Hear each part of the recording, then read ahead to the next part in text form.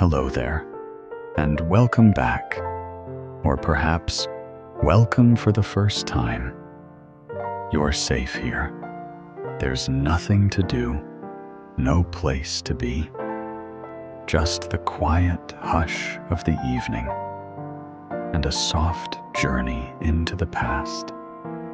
Tonight, we'll be slipping back, far back, into the still and cobbled world of the Middle Ages. Our story is not of knights and war, nor dragons or castles under siege. No, tonight we'll simply wander through the rhythms of medieval life, and in particular, what it meant to fall in love, or something like it, in those long-ago days. We'll explore what dating was like in medieval times, though of course, they didn't call it dating. Courtship, companionship, secret glances by firelight, and the careful weaving of hearts. We'll also pause here and there to listen to the wind in the trees, or the soft clink of goblets in a tavern at dusk. Let your eyes grow heavier, your breath slow and deep, as we begin our quiet passage into a forgotten kind of romance. Back in the 12th or 13th century, love wasn't quite the matter of swipes and screens that it is today. In fact, it was rarely even a matter of personal choice. Marriages were often arranged, practical alliances of land, status, or kin. But in the quiet corners of gardens, by the hush of cloistered halls, or at the edge of a harvest field, feelings had a way of blooming nonetheless. Imagine a young maiden, perhaps the daughter of a merchant, gathering herbs in the soft morning light. Her apron carries lavender and thyme, and she hums a tune older than memory. Not far away, the apprentice of the village smith passes with his cart. Their eyes meet, just briefly. They both look away. Nothing is said, nothing is written, but something has begun. Courtship in the Middle Ages, especially among the peasantry, was a tender and cautious dance. Without modern notions of dating, young people found other ways to signal interest. There might be a bundle of flowers left on a doorstep, or a carved wooden token passed during a village fair.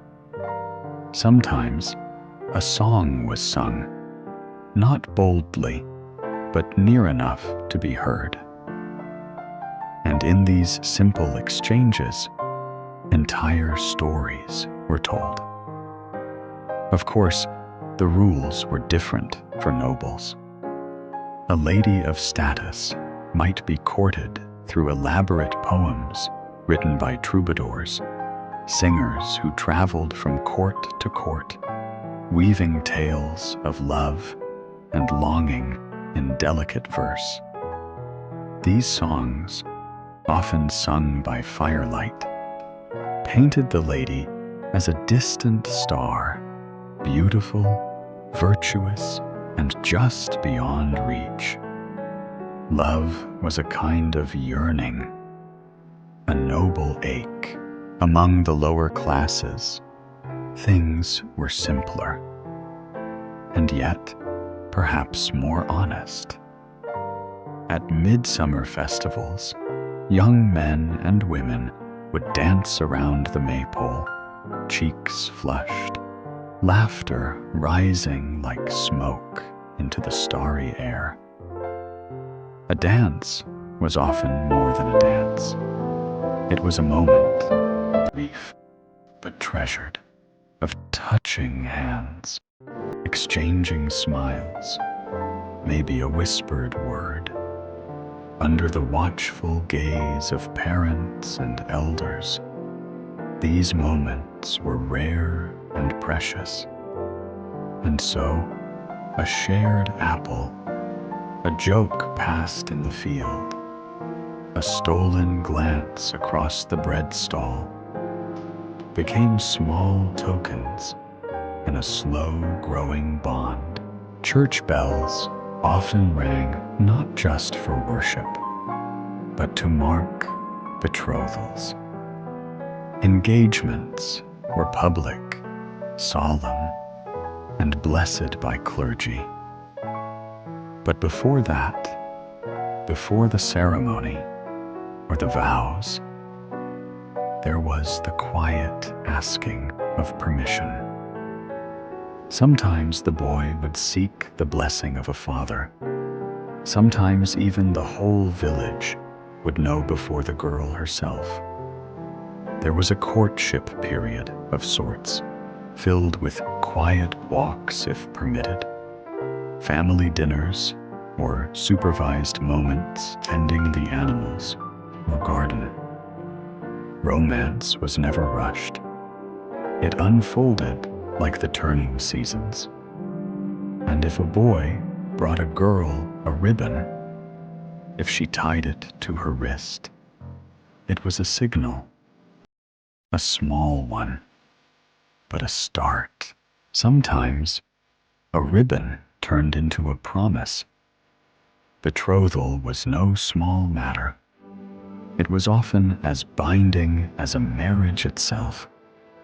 Once promises were made, they were taken seriously, by families, by neighbors, and by the church.